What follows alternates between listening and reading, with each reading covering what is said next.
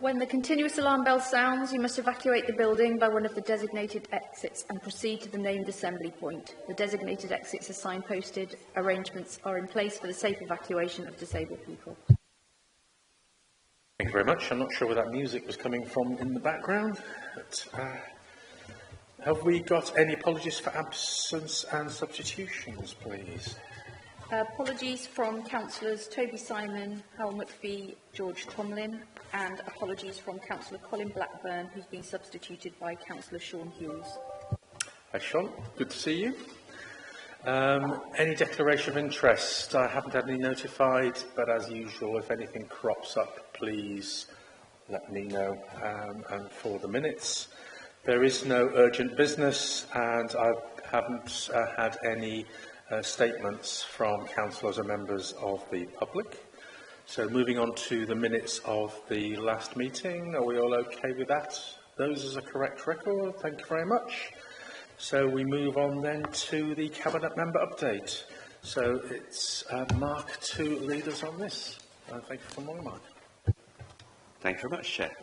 So my primary focus over the last few months has been concentrating on those areas of the Council that are reporting they're expecting to be significantly over budget by the end of the year, as often happens at this time of year where we're reviewing the performance against the budget that's been set.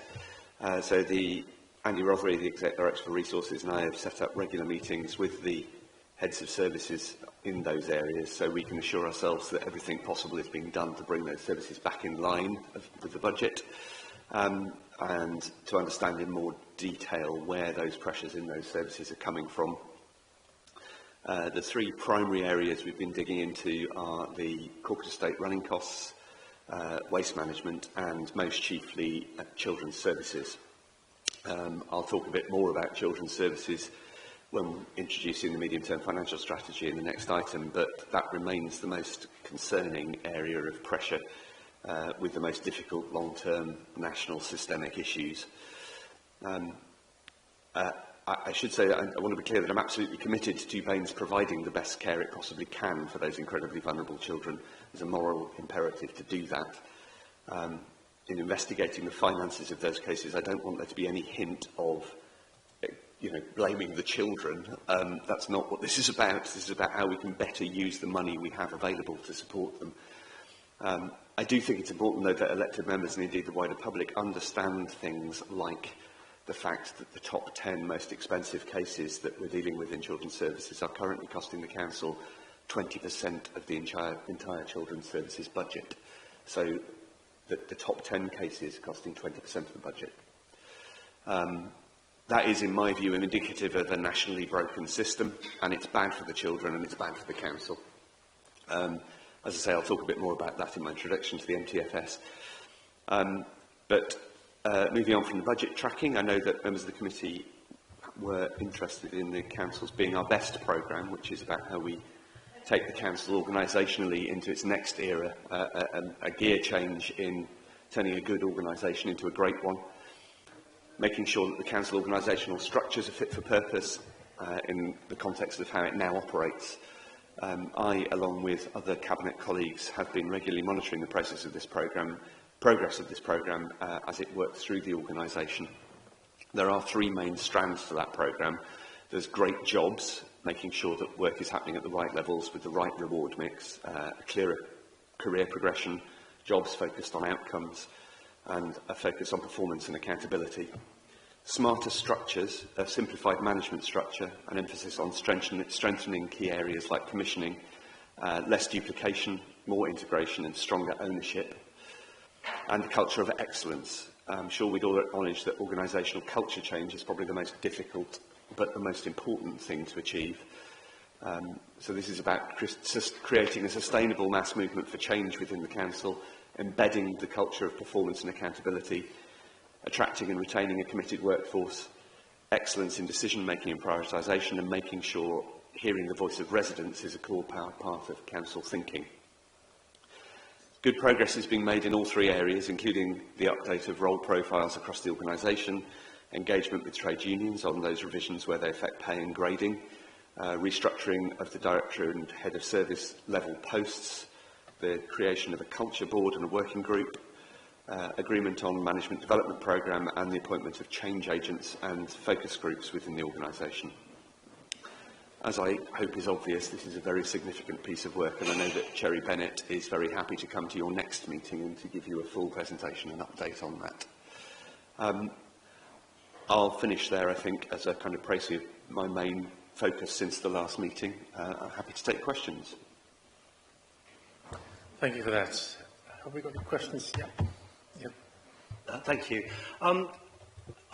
You mentioned those three areas where, you know, there are financial struggles. I mean, children's services, you know, that's an unknown, you know, and that's all, you know, based on demand and circumstances. So that doesn't surprise me at all that, you know, we have this issue, you know, where 20% of that budget is going towards, you know, a significant or a specific demand. What worries me is the corporate estate and the waste management.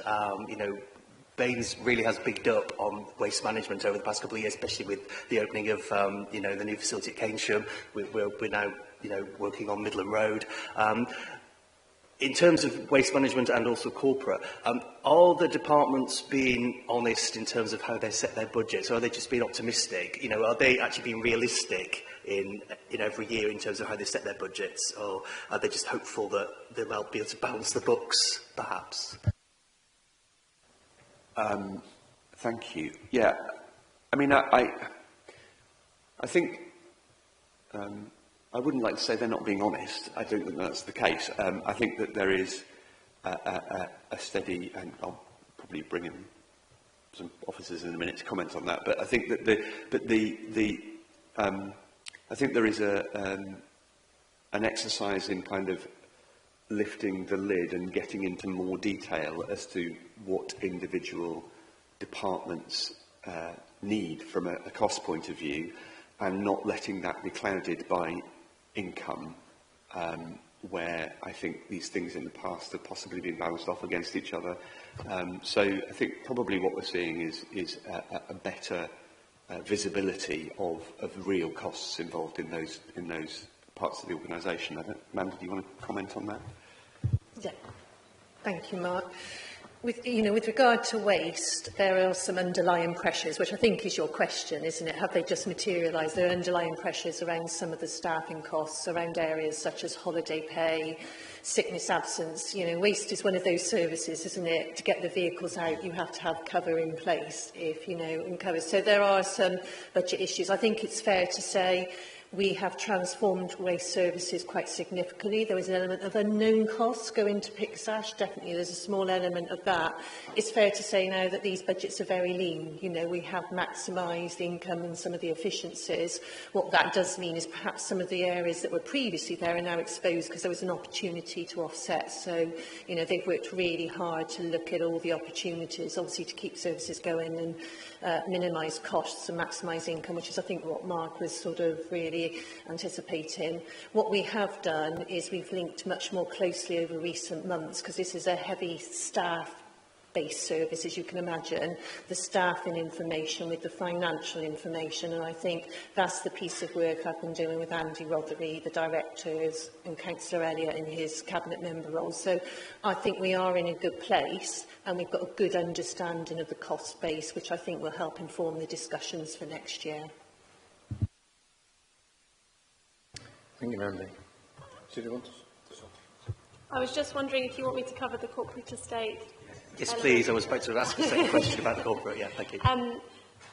I think, as Councillor Elliott said, it is a little bit of lifting the lid and finding issues that might have been there for a while but weren't as obvious when there was more money in the council overall. So there are three things really playing into the corporate estate this year. One is the cost of empty assets and holding those assets while we work out what we're going to do with them. Culverhay School is an example of that. So we have a plan as a council, we've agreed, the Cabinet has agreed to develop that as a site for an SCND school. But in the meantime, we have an empty site that we have to maintain and keep secure, etc. And we're trying to reduce those costs as much as we can. And though that wasn't budgeted for appropriately. The second element is where we similarly have lost income for assets. So when HCRG were running our adult social care services, they paid us a rent for the spaces that their staff occupied in our building. And then the third element is that we had, we'll come on to this in the MTFS, we have plans to make savings in the running of our corporate estate, and those are proving more challenging to deliver than we initially anticipated. So we've got a big focus in our business change hub in putting in place the IT systems that enable us to actually know the cost of our estate so that we can manage it more appropriately. Thank you. Did you want to, Andy? Need to pick up children's now, or would you like to pick it up as part of the broader discussion later? Let's deal with it under the MTFS if Yeah. we can. Fine, yes, I got a question about children's services, but we'll deal with that in a second.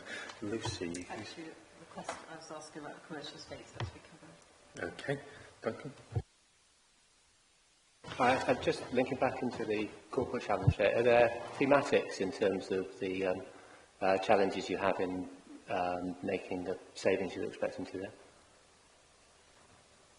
Sorry, what do you mean by? In those last 3 points you just talked through, so in terms of empty buildings and in terms of the savings you're expecting to make in terms of running the buildings themselves, have you got thematic themes which are causing those to be unable to make those savings? Yes. So a big issue is the understanding of the overall cost of buildings. So the cost of the electricity falls in one budget and the cost of the repairs falls in another budget, for example. And we haven't had the background IT system that enables us to see the genuine cost in the round of every building. We're bringing that in now, and it should be implemented by Christmas, which would then enable us to say this building's expensive, more expensive than it should be, for example. And another element is our own staffing structure and our capacity for staff to look at the buildings in that way and work out how they should be handled. The surveyors, for example, to deal with disposals.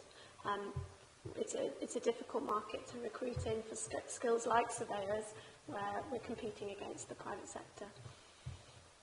Okay, so with those new computer systems and things, you should be in a better position to predict that going forward? Yes, that's the plan. Duncan. Chair. A question about highways. In the last financial year, I noticed that there was a reported underspend of about 1.7 million. And although it's only the first quarter, there currently is shown an underspend of 0.62 million. I know with highways that I and other councillors are always asking for things to be done, potholes to be filled and 20 mile an hour limits to be brought in and so on. So I'm curious why there is an underspend. Is there a sort of an explanation around that? Can we deal with this under the medium-term financial... Under the MTFS. So I think that's where we are. Is any other points on Mark's report pre? Yeah, Ian. It's just going back to the corporate estate again. Obviously, thank you for explaining, the reasons why we are struggling in this area. But are there any short-term measures that the council can take in terms of, leasing out our properties in order to try and recoup some income in order to preserve these properties or maintain them? I'm thinking particularly in terms of Kildare, because we've got the Sikh temple, the Hindu temple, I do apologise, the Hindu temple. I know they're looking, they're quite desperate to look for some alternative accommodation, but at the moment, that they are based up there and they are quite worried about, eventually their lease is going to expire and they're going to have to move on. Are we looking at marketing on the short term for assets that we're not using to their full potential? So I think overall we do a good job of making sure we get people into our assets whenever we can. The Hindu temple is actually a great example of that, because otherwise that building would have stood empty. They had a need, we had a building. It's been a really good partnership. In the city centre, just to name a couple of examples, we own the old post office building opposite Waitrose. That's being we're developing the plans for the Fashion Museum, but in the meantime you would have seen 2 new shops have opened in those units, and they're on short leases, but they were very keen to use the space. So yes, we try and fill the buildings wherever we can. Lucy.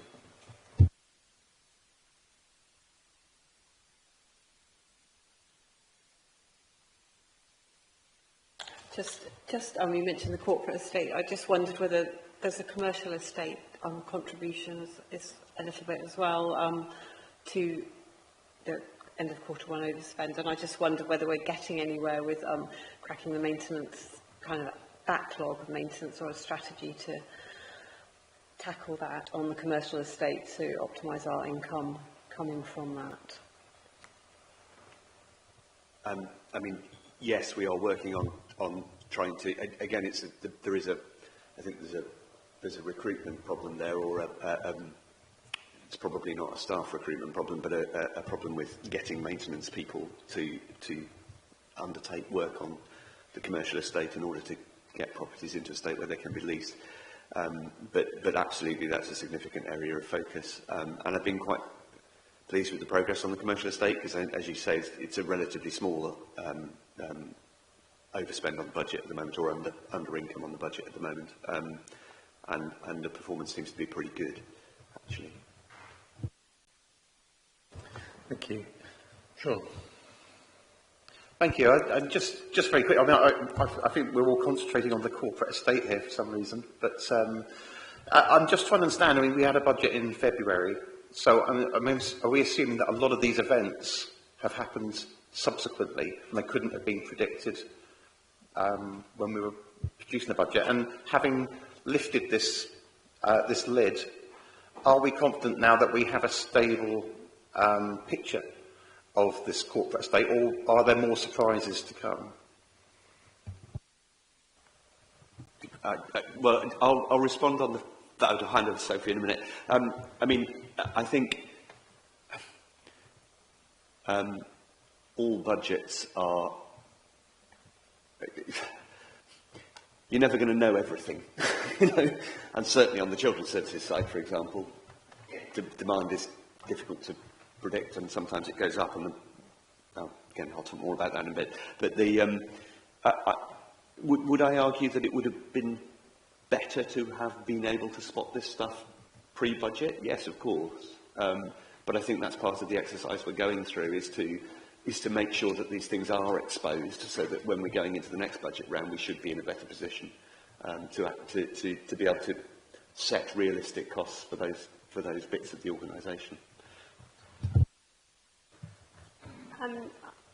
We're not anticipating any further surprises, but if there's surprises, then we would not anticipate them, of course. So what I can say to you now is that I feel reasonably secure that that is the extent of it, and that our Q2 budget monitoring should see that pressure that was reported at Q1 coming down as we mitigate. So one of the three things I mentioned was that loss of income from HCRG as an outsourced company. We have pretty much managed to mitigate that, and we'll be reporting that at Q2. So things are improving.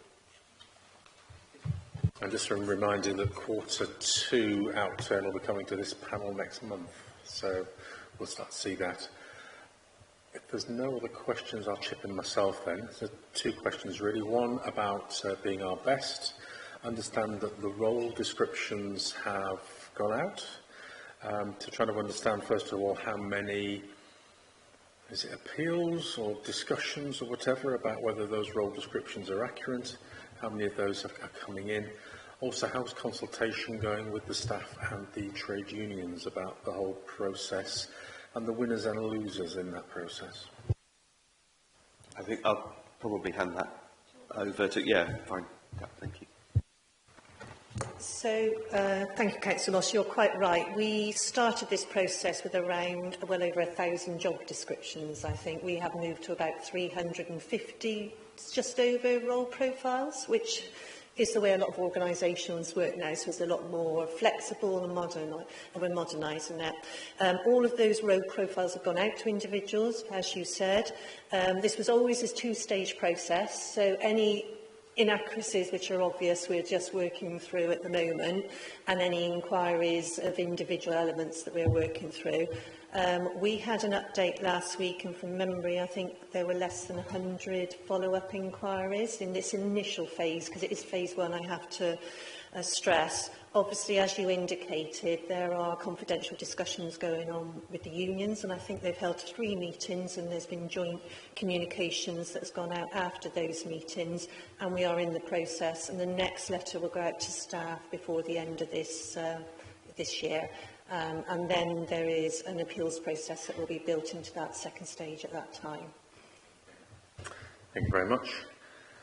My second question is, and I'm not sure whether it's corporate or commercial estate, the Guildhall Market. I don't know if people have seen that one of the roof windows fell in this afternoon, and we're lucky that someone underneath wasn't underneath. Otherwise, there could have been a fatality. I'm not exaggerating on that one. I went to talk to some of the stall holders, and they said that they've been highlighting there's problems with windows there for a while, but nothing's been done, so it's a communication thing. But I guess in this context, I know because of budget pressures you have to stage repairs, maintenance and the rest. I suppose the question is penny-wise, pound foolish? Because I have to say the reputational damage, if that had fallen in just a few seconds earlier, would have been very considerable, no matter the financial damage. Thank you. I will hand over to Sophie, because obviously corporate estate's actually not in my portfolio, so I'm not on top of the whole of the corporate estate, but it's corporate, the Guildhall Market, yeah. No, I hadn't heard of that. Thank you for letting us know, and I assume that that's been raised through the system and will be out there repairing it imminently if they're not there right now. And scaffolding up already and being repaired, but there are other roof windows with large cracks in them, similar to the large cracks in this window that fell in. And you're making a point generally about whether we are prioritising our maintenance spending correctly. Obviously, we do regular assessments of the whole of our estate, corporate and commercial, and need to prioritise based on urgency. We don't have enough money to do everything we would need to do to bring every building up to the top standard, but we do prioritise based on safety and risk to life. We are currently replacing the roof of the Victoria Art Gallery, and this whole building, as the Guildhall, is obviously one of our most challenging assets. So clearly we've missed something here, and we'll need to take that away and have a look at it, and whether we need to now work on the rest of those roof lights in the market. Thank you. Appreciate it. It's just anecdotal and recent, but it doesn't illustrate a point, I think. If there's no other questions, then moving on to the medium-term financial strategy, which is, more of the same to a degree. So, the medium-term financial strategy, and apologies if anybody heard any of the cabinet meeting, I'm going to be repeating myself on some of this because it's the same report. So. The medium-term financial strategy is the key underlying document which provides the framework for all the strategic planning of the Council. It sets out the current financial challenge we face, the strategic direction, the financial priorities and the mechanisms for financing our activity. It's a precursor to the budget setting period. It sets out what savings we believe will be required in the revenue budget, our approach to addressing predicted funding gaps and our expected capital programme. It's worth also pointing out at this stage that it's a bit speculative at the moment until we see what the Chancellor has in store on the 30th of October. Our baseline assumptions around the things that central government controls, council tax, various forms of grant funding, business rates, is that policy won't change much, if at all, Our worst case assumptions are that the council tax cap will be reduced and funding settlement will be lower. Our best case assumptions are that the current raised level of council tax cap, including the social care precept, is maintained and that the 100% business rate pilot scheme is retained for longer than is currently now predicted. It may be that there are other things that haven't been trailed that we don't know about, or maybe not. We simply don't know at this stage. We're going to have to find out when the budget is announced. So whilst we've done our best to second guess things, it's a bit of a holding pattern statement whilst we see what Rachel Reeves has in store in 6 weeks' time, 5 weeks' time. The estimate set out in the report is that we will need to find savings of 28.6 million over the 5-year period, with 13.4 million of those already identified. Nearly 16 million of that saving is required over the next 2 years, with roughly 8.5 million this year and 7.5 million the year after. I say this year, meaning the budget year we're about to set, so 25-26. The 8.5 million saving in 25-26 has already been identified because we set a 2-year balanced budget last year. So those savings are already agreed by the departments. So this does give us some time, which most councils, I think, would see as a luxury at this stage. All other things being equal, we won't have to look for new savings this budget round over and above what we'd already set out last year. Although, as I articulated previously, all other things are not quite equal and there are some pressures, so we may end up having to readjust things, despite already having identified 8.5 million of savings for the next budget year. I do want to emphasise that the financial position of this council, while still challenging, is extremely sound and is much, much better than the majority of other councils across the country. Last year's outturn on page 22 of the report was essentially balanced, with just 130k being taken from the budget contingency reserve at the end of the year in order to balance to zero. On a net budget of 135 million, that's a remarkable achievement. I said I was going to articulate some more around children's services, and there really is extraordinary extra demand going on there. The increase in numbers of children in care, the increase in the cost per child from external providers, the huge increase in numbers of children with special educational needs, again, many of whom are using services provided by external providers. All of these pressures are not showing any sign of tapering off yet. And so, whilst we have a 2-year balanced budget proposal, it's being somewhat unbalanced by these things. The long-term fix for this has to be to put a stop to the backdoor privatisation of social care, which has been happening for decades.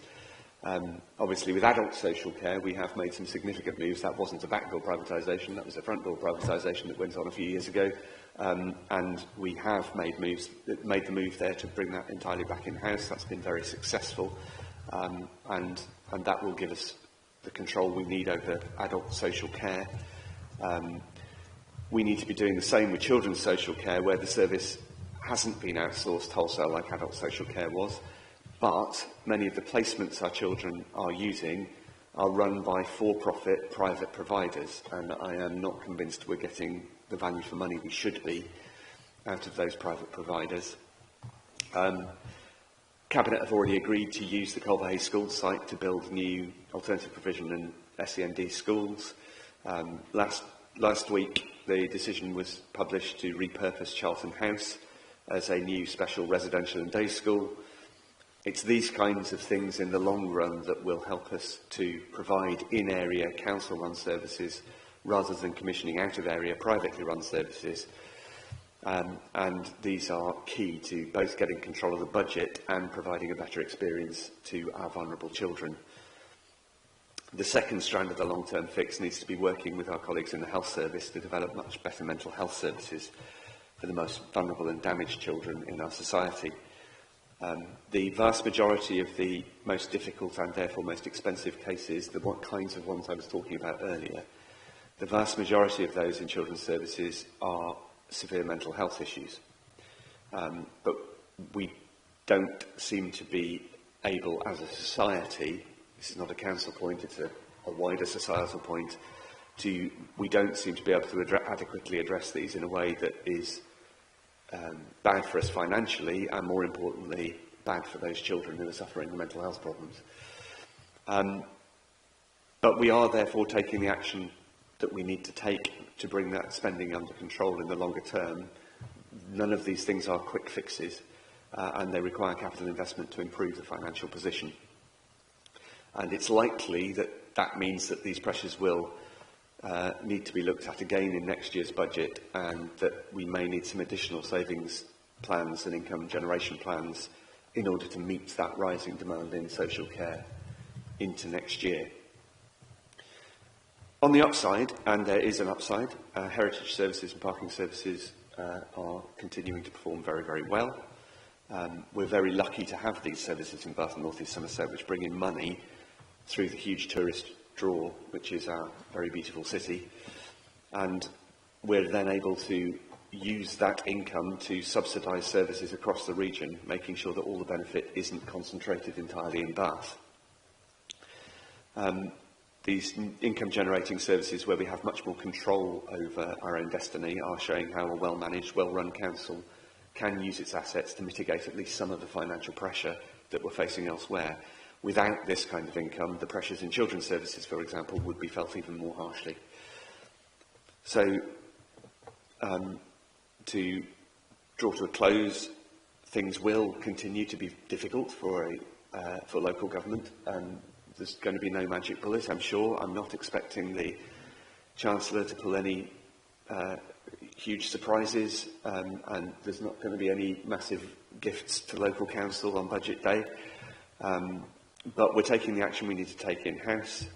We are appealing to government for them to do the things that won't cost them money, but that will give us extra opportunity to perhaps raise income in other ways. With our world-class heritage assets and our well-run parking services, we are able to mitigate some of that impact. So under this well-run, carefully managed, prudent administration, we'll continue to balance the books, despite the pressures, and I am sure that the long-term future of the council is stable and secure. And the medium-term financial strategy sets out why that's the case. I'll draw to a close there and invite questions. Thank you for that introduction. Questions? Ian.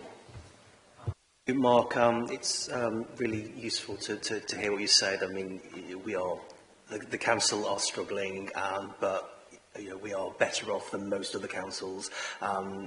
So, the strategy is that we have to remain pessimistic into the future. We really do have to be very, very careful.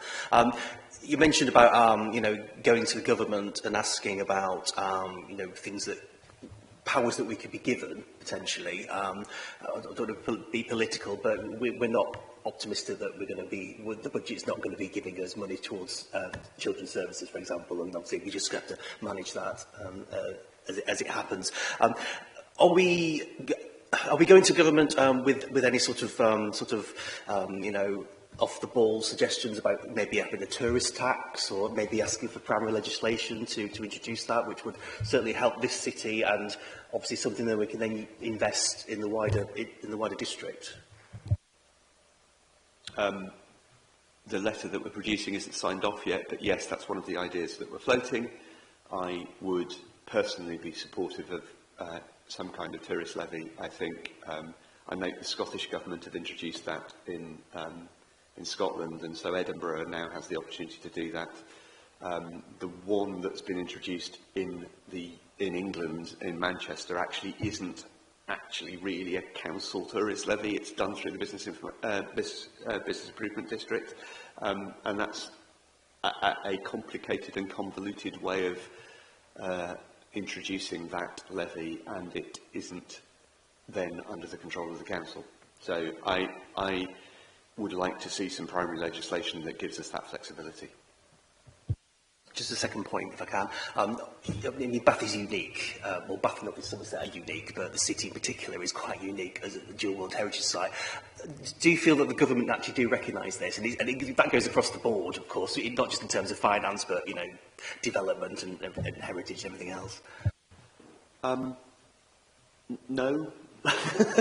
but I think, I mean, to be fair, we're a relatively small local authority. We don't, you know, we're not one that's going to rank highly on the radar, but I think that we do need to emphasise to central government the particular issues that the World Heritage Site has for our authority. It does present its own very specific and unique problems. And opportunities. Duncan first. Yes, just that question on highways that underspends. Any comments on that one? I'll probably pass over to Mandy. Are we talking capital budget underspend here rather than revenue, or where are we talking about? Right. I think you quoted 0.62, didn't you, Duncan? So that is the Highways Cost Centre. The Highways Cost Centre is a mix of expenditure and income, including the parking income that Mark referenced and the streetworks income as well. So to give you assurance, because it was about works, wasn't it? You were particularly concerned that we were underperforming on our programme to deliver highway intervention. So I can assure you we are on track on both revenue and capital. Obviously, between March and about November is the key time to get any critical works done, because we've got the summer holiday period for certain parts and school holidays, which are helpful, but equally the good weather as well, because we go into winter maintenance from about November, where some of the resources are redirected. So that, that figure is more income rather than not undertaking some of the critical works, which I think is the question you were asking. And I mean, I would like to commend the Highways Department on their rising to the challenge that we have set them on a significantly increased budget for capital budget for highway improvement. So and at the moment that is on track. So we are doing the work. As Mandy said, it's that number is about increased income, not reduced spend. Okay. Any other questions? Yep, Bess and then Sean. Thank you. First of all, for highways, well done to them for managing to stay on track if this summer's been the best of the weather we can offer them. But a couple of points I had. Do we feel that if we make the savings suggested there for the revenue budget, that we've got as much chance as underspending as overspending against that budget? And on the capital programme, do we think that the spending is achievable, given that we discussed last time how we've been unable to consistently over the last few years be able to spend what we budgeted for capital? You're talking generally, not specifically about highways here? Generally, yeah. Generally. I would be extremely surprised if we ended up coming in under budget on revenue. I mean, that just does not seem likely given the kind of pressures that we're seeing. So just to set expectation there, we will almost certainly not be in under budget on revenue. On capital, part of being our best programme and the restructuring of the council is actually about capital delivery and better structure to make sure the capital projects are managed better, so that we have a better understanding of what we can deliver and that we then get that delivered in the year. So there is work being done. I'm expecting we will underspend on capital again this year, because work often gets rephased into future years, and we therefore end up underspent. I don't know if anybody wants to comment on that, Sophie. So, Councillor Elliott's right. We're building a much more professional capital delivery function that will work on behalf of the whole council and pick up the several major capital priorities we have, from new SEN schools to the highways programme through to housing delivery. And I would agree that it's highly likely that we won't spend the full capital programme. I think it will be improved upon on last year. Sometimes we make proactive decisions to delay capital spend because that delays the borrowing that we undertake as a council, which then helps us with the revenue position. So we'll need to pull levers like that to make sure that we manage the revenue budget. Capital schemes, we need to try and deliver them as quickly as possible, but also being practical around other impacts in the city, for example, of doing too much at once. So sometimes phasing is the right choice as well. Did you want to follow up? Yeah. So wouldn't we be better then, from a revenue perspective, budgeting slightly higher so we don't get awkward positions halfway through the year? And from a capital position, wouldn't we be better budgeting slightly lower and saying, actually, we expect to draw from this set of things, but we realise that it's not going to be practical to go and deliver 100% of them, so we're setting our budget at this level and we will make the appropriate choices.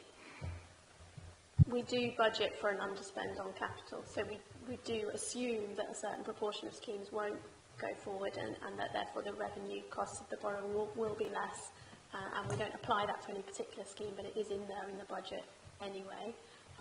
What sometimes happens is then we have to make the choices to increase that and delay schemes on purpose rather than because they've slipped. Thank you. Sean. Thank you. I mean, firstly, on the children's services, I just want to say that we fully understand the issues you're dealing with, and to be honest, I feel quite reassured by what you said, that you're tackling this issue best possible way. So no issues at all with the way that's happening. My only questions are to do with you made the 2 points of 2 positives, which were the heritage services and the parking services.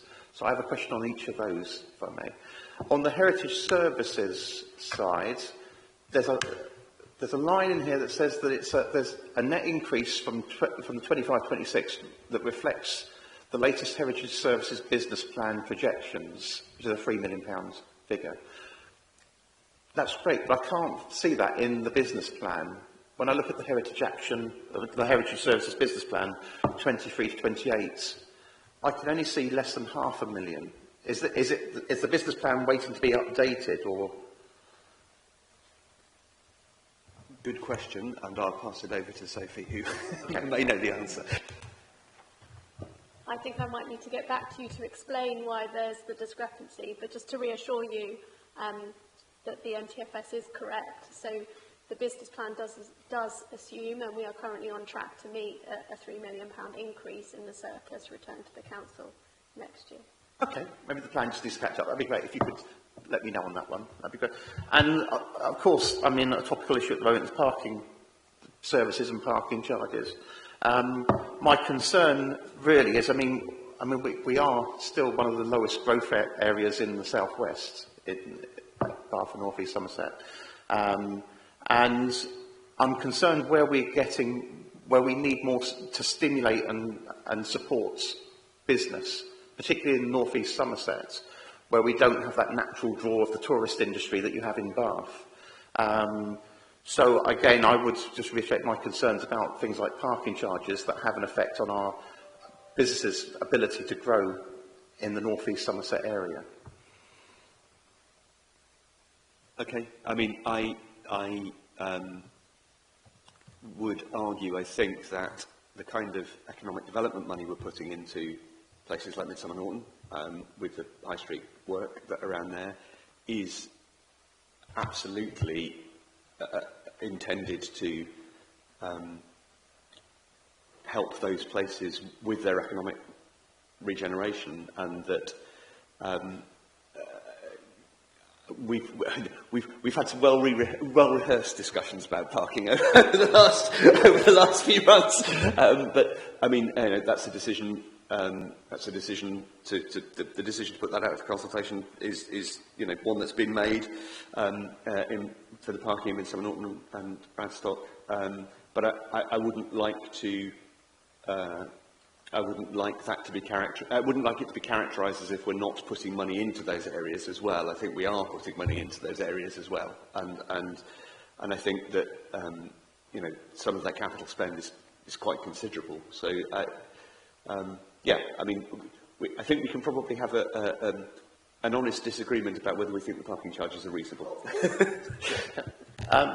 Absolutely, I understand that we have this disagreement on the issue of parking charges.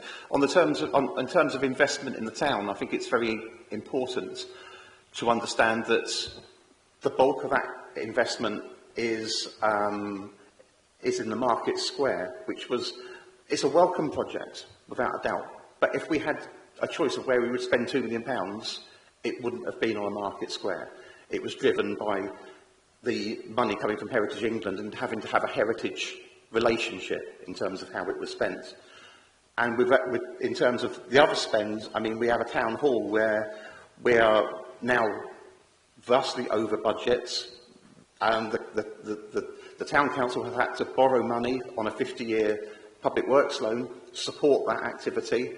Even with that, it's over budget, and we've now got to look at how we can afford to pay for the rest of the works on the town hall. It's not a great project for the town, and that's without even phase 2, which would be another £2 million, which there is no plan for where that money is going to come from. So, yes, there is money being spent on Midsummer Norton High Street. It's not necessarily where it needs to be spent, and actually, in some ways, these projects have taken money away from where it should have been spent to prop up the costs for the town hall project. So, all money is welcome, but I think it's important to understand that it's not saving the high street, and what would save the high street would be to protect the parking and protect the businesses that way. I think to chip in just beforehand, before Mark, I think some of the investment in the Soma Valley is reliant on partnership between Baines and the local councils, whether parish or town. And I think we're straying slightly into the good governance or otherwise of Midsummer Norton Town Council in the way that some of that investment has been used, planned and dealt with. A personal opinion before I pass across to Mark. I'm not sure I've got much more to add, to be honest. I mean, I think obviously those decisions about where that money was spent aren't in my portfolio and were taken a long time ago. So I am not. I'm not in a position to argue with you about it, I guess is what I'm saying, Councillor Hughes. But I guess I would not characterise them as being. I would obviously not characterise them as being misspent, but that's, you know, there we are. Thank you. Lucy first, then Ian again. Yes, thank you. I just wanted to ask the Officer Gary some questions, or anyone that would like to take them on the detail of the report, and that they are quite detailed questions. So usually, I think we have a presentation on the report, so the detailed questions flow a bit more from that presentation. So sorry to dig into the detail of it, but I'm thinking of the assumptions around the budget gap in the report. I don't have page numbers, but that table. And I'm just wondering about the transfer to reserves and the funding of the budget requirement. So I wouldn't mind understanding a bit more about the 7 million transfer to reserves, which is allocated for the implementation of Being Our Best, and what that sum is for, because the programme is actually delivering savings over 2 years, isn't it? 2 million each year. And what proportion of that transfer of reserves is for the implementation of the Being Our Best programme, and also what the system improvements are that are expected also from that transfer. So that's one question relating to reserves. The other question, this budget is predicated on an assumption that the government will limit the general council tax increase to 2% without a referendum. I just wondered what the feeling was on the likelihood of that. Over the last 2 years, it was up to 3% for the general council tax potential increase. And the other question I had was about the heritage services income generation in the table. So the 8 million of savings is predicated on the 3 million income coming from heritage services next year, I think. And my understanding this year is that this year's budget is predicated already on heritage services achieving the increased income that is in the table. So how confident can we be that they can continue to raise their, have this increased income of 3 million again next year? So that's 3 questions really on the transfer to reserves, what we're anticipating with the general council tax increase and the heritage budget. Thanks. I'll comment briefly and then hand over to Gary. The nature of the reserves and what they're for, I'll leave Gary to answer. The council tax cap, I think, we simply don't know. We just, hopefully we get some good news. But we simply don't know, and it entirely depends on what the new government chooses to do, where they choose to allow tax to be raised. It's entirely in their hands, really. And the income generation from heritage, those figures are agreed. Again, I'll let Sophie comment, but those figures are agreed with heritage services. That's not us challenging them. That's an agreed number. So, but I'll go to Gary first. Yeah, thank you, Councillor Elliott. In terms of the reserve one, the split of the 7 million, just a bit of background of where that's come from. We reported in last year's outturn there was a surplus on the collection fund, and due to timing we can't release that until 25-26. So 5.4 million is to do with the additional business rates we've already collected. In terms of where that money is going in the plan, 3 million is going to a paying grading reserve. You mentioned the POD programme. Now that's temporary money to do with potential protected pay. So the plan is there may be pay protection over the next 2 years, and that 3 million is set aside against that. 2.4 million is an allocation towards service redesign and systems improvement. So Sophie mentioned earlier the property services system. We've got a number of systems that we haven't really kept up with the investment required due to tight budgets over the last number of years in this austerity, and they're starting to impact on service efficiency. So that is an allocation to actually bring some of these systems back up to where they need to be as well. There's some other smaller figures in there which are related to the medium-term financial plan, replenishing core reserves where we drew them down during the COVID period as well. So that's the reserve one. On the council tax, as Councillor Elliott said, we don't know. We were being fairly prudent in terms of the general increase at 2% just due to inflation starting to fall, but they could say we're going to maintain 3% for general and 2% for adult social care, but we've modelled in the middle of it.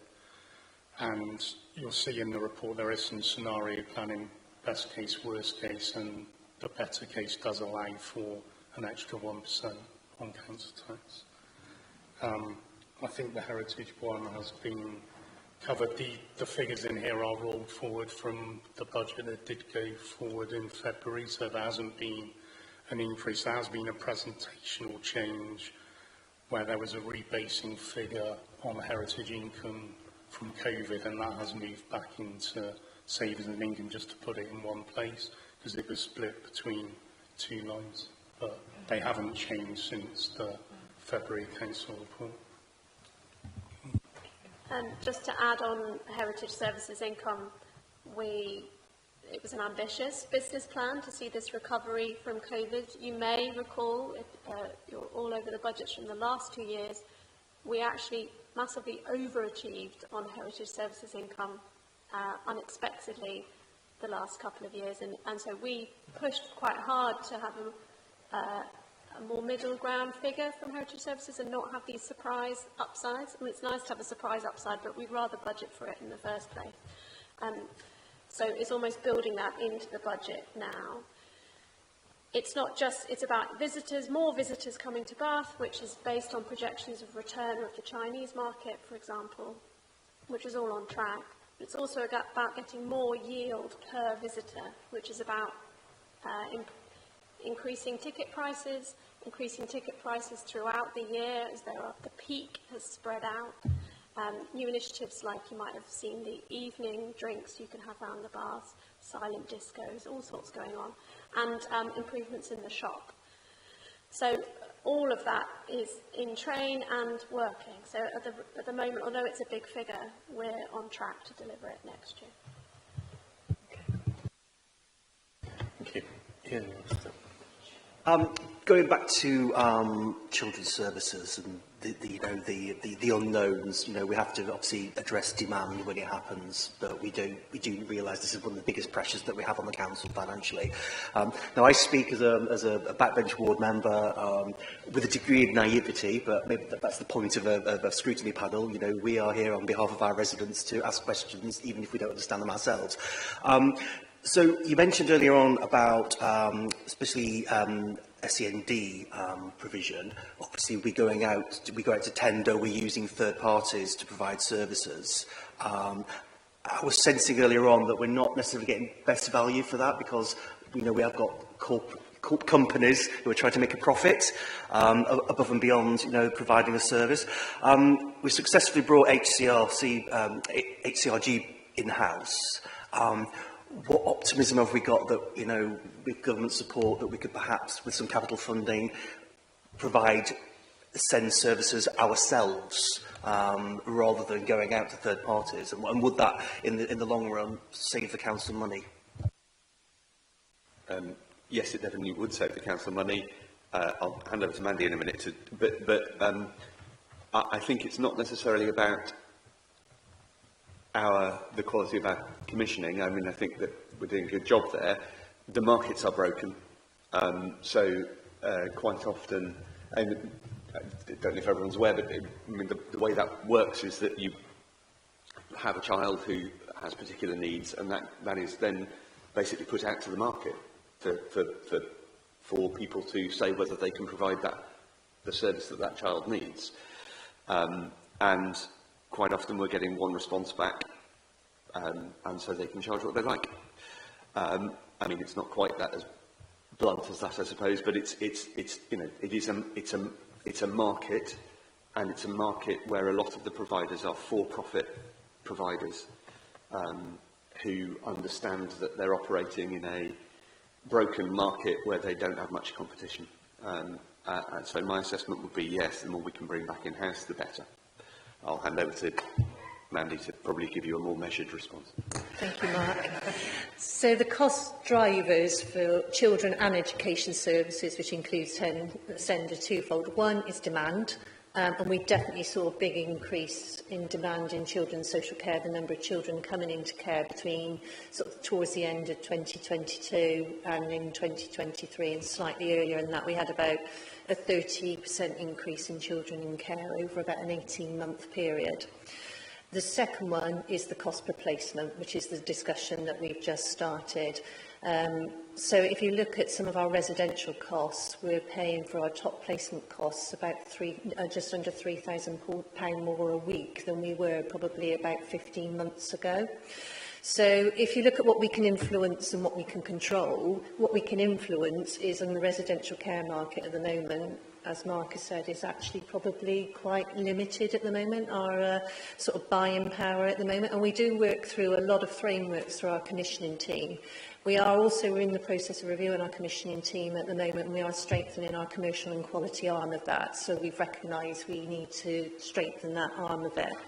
The other area that is driving up spend is agency personnel as well. So like many local authorities, our children's social care team, they've got about 10 agency staff, I think, at the moment, who are fabulous, but it does still cost more than obviously a standing member of staff, and we are looking to address some of the sort of recruitment and retention issues through the BNR Best programme as well. It is an incredibly volatile market, so we set the budgets in February, and in February and March we had changes in children's care needs and the type of children that come into care as well, with very complex needs, so complexity is definitely doing that. But if you look at what we can control locally, we've got several levers really. We've got work we can do on educare, and you know, some of children's social care services we are recognised as national good practice by Ofsted and quoted around things like fostering families. You know, I'm going this week to do, it's practice week this week, I'm going out to see some of the family group conferencing and all this work on educare. I mean, they do a heroic issue, is the only way I can describe it, across education and also in social care. And our aim is to keep children with their family or their broader family group as well, because that gives better outcomes. The other area we can look at is the best packages. So there's a lot of challenge goes in from the children's social care management into what is the best package, you know, what is the best place, and looking at obviously spending that money wisely. And as Mark said, it is about local provision, whether it's foster carers, it's reunifying children with their family, or then through a series of things what we call supported lodgings, which is for older children from 16 plus.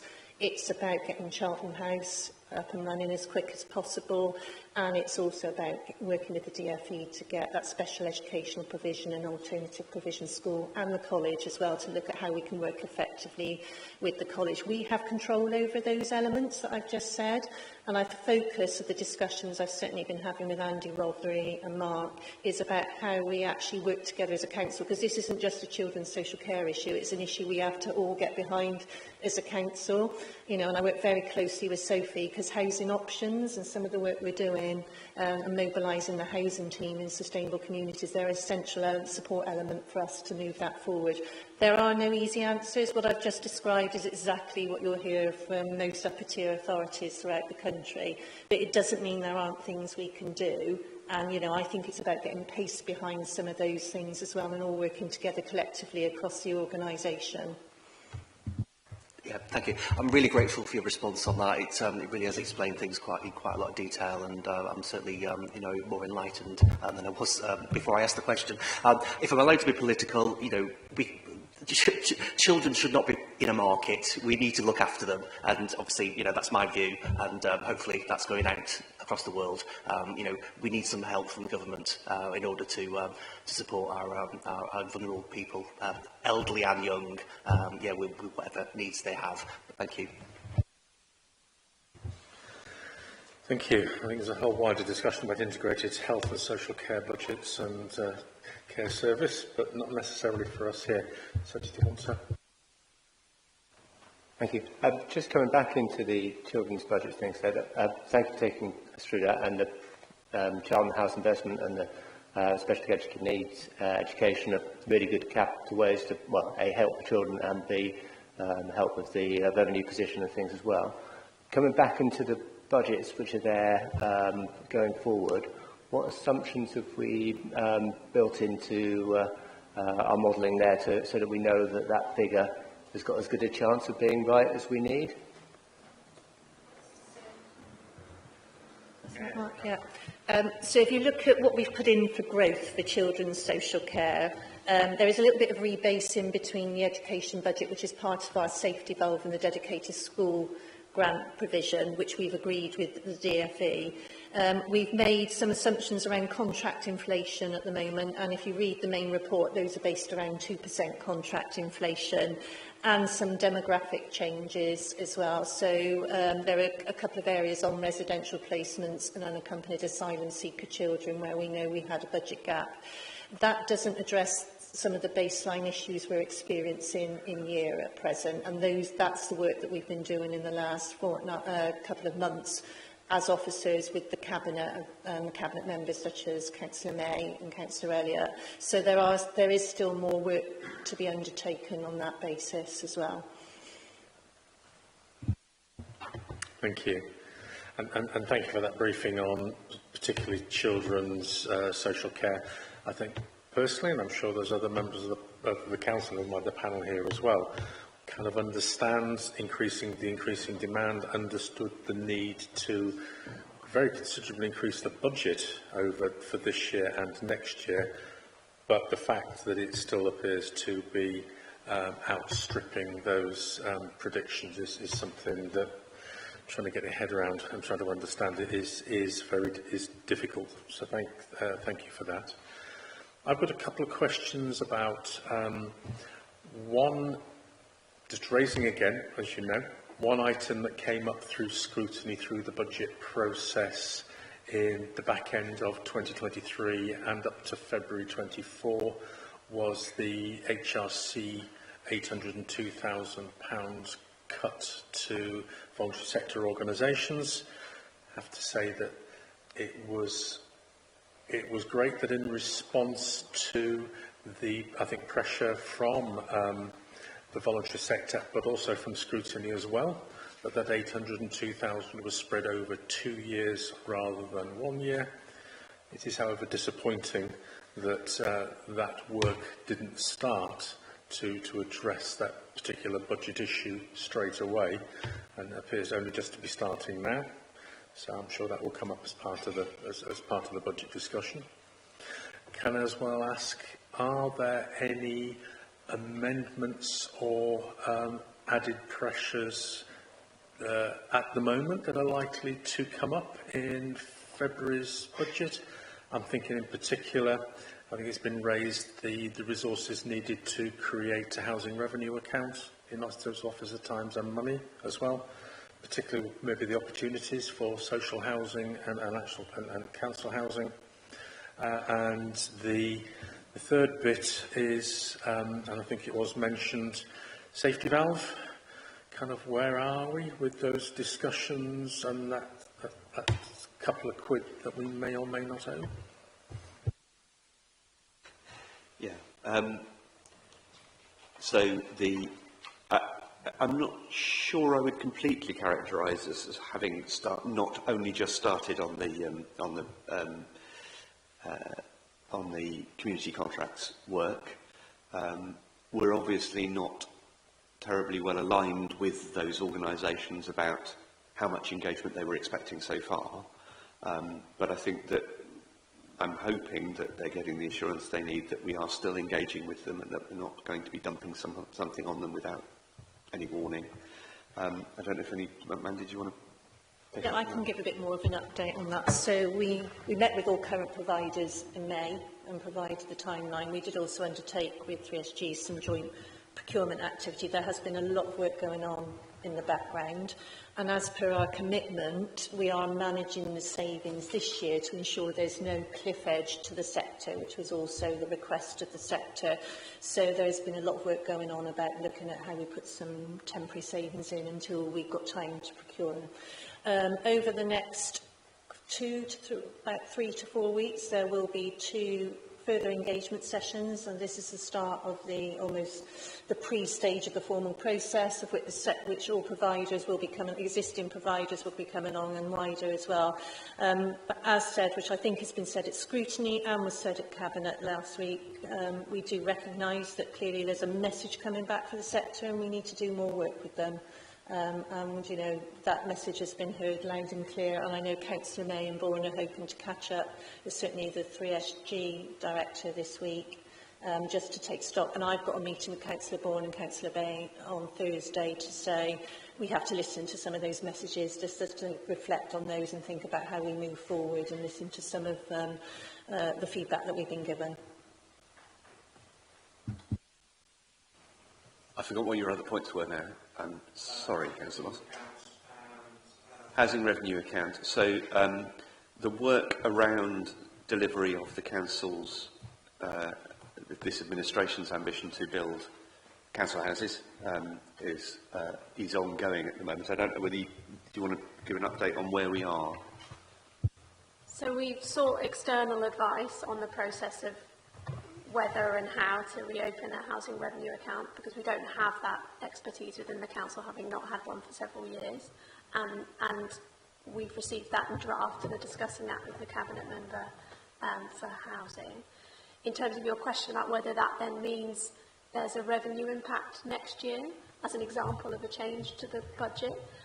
We've already built into the budget this year and next year £150,000 recurring per year to pay for the costs of developing the social housing programme, and we won't need more than that next year. If we do reopen an HRA, it doesn't need to happen straight away. It needs to happen when you've got to a certain number of social housing. My experience of an HRA, I think it's 99 houses, isn't it? You go over 99, you need an HRA. But having it in place early rather than late, because it isn't easy, as I'm sure, well, as I know you know. And the safety valve? The safety valve. We haven't yet got an agreed position with the DfE, but we are still talking to the DfE about safety valve. Obviously, I'm expecting that to become more...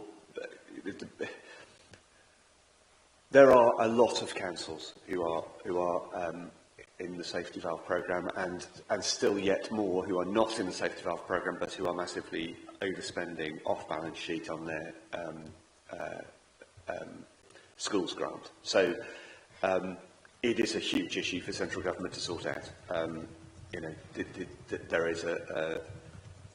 is part of the black hole in their finances will be that number. I am sure that somebody up in central government is looking at it right now. I don't know if you want to update on where we are with the conversations with DfE. Yes, our revised plans were just submitted just before the election was called, so obviously there's been a little bit of a hiatus at government, but we are chasing them weekly, and we have had confirmation that they are currently reviewing our plan within the last week, 10 days. Now, that said, we are not waiting. What we have done, as well as reviewing arrangements of which we got some external expert advice, one of the outcomes of that was, compared to other local authorities, we simply didn't have enough resource allocated to actually deal and put in place those plans. So Gary and his team have put in more financial resource to make sure we've got a really good handle on the finances, and we've moved some of the education resource around, and there are 3 work streams on that. There's the SEND early help, SEND statutory, and the capital delivery, which we all know about. So that work is progressing, and I wanted to assure people we're not just sat here waiting for the DfE to come back to us, because actually it's things we need to do, because it has an impact on children's social care, adult social care, and home to school transport. So it's in our interest to get on with that work, as well as the interest of young people, because, you know, we talk a lot about money in this forum, but actually, if we get this right, actually it's the best interest of those young people to keep them local with their family and their connections.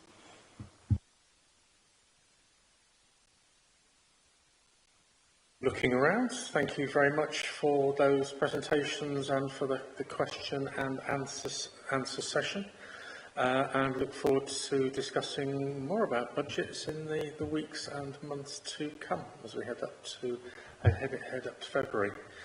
So agenda item 10 is the panel work plan.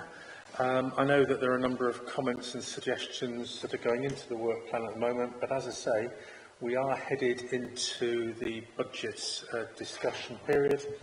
I think for November, we've got the Q2 monitoring report, the Council Tax Reduction Scheme update, ADL annual report. So I fully expect that Colin will be back for that rather than Sean. And the Library West isn't coming. We're meeting with the head of service to discuss timelines shortly. Okay. Might be, might not be. And January, no, that's been taken out as well. Sorry, just to remind you that I have spoke to Cherry Bennett about if you want a full report yes. on the Bob, then do say. Yes, we'll pick that up in agenda setting, but yes, thank you for reminding me on that. Any other comments on panel work plan? So I can't see all of those on this work plan. All the items you just mentioned, AQUIS, I can only see Be Our Best, the item we just did, the medium-term financial strategy, and the Q2 monitoring reports. Have I got the wrong report here, or? No, they're subject to confirmation from the chair and vice chair agenda for finalising meeting. So they're tentatively put into the diary, and then we'll firm that up between meetings, and then Michaela will add them to the public-facing forward plan. Okay. Do you know when that will be? When there'll be a Yeah, we will hold that meeting next week or so, and then they'll be firmed up on the public forward plan. Okay, thank you. If there are no other comments, then thank you. Thank you. We talked about the monitoring stuff, about having new performance indicators coming through. I think it's one of the actions from the previous meeting, and there were some which were being discussed at Cabinet, and we're going to come through. Have we seen any sign of those yet, and are we getting a chance to have a look and see if we're happy with those?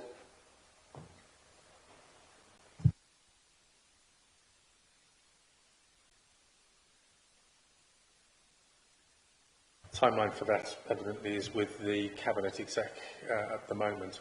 We will follow that up when that becomes available, but yeah, when that information becomes available for scrutiny. But yes, we've got that on the list, so to speak. Okay. Looking around, thank you everyone for attending, and formally close the meeting. Thank you.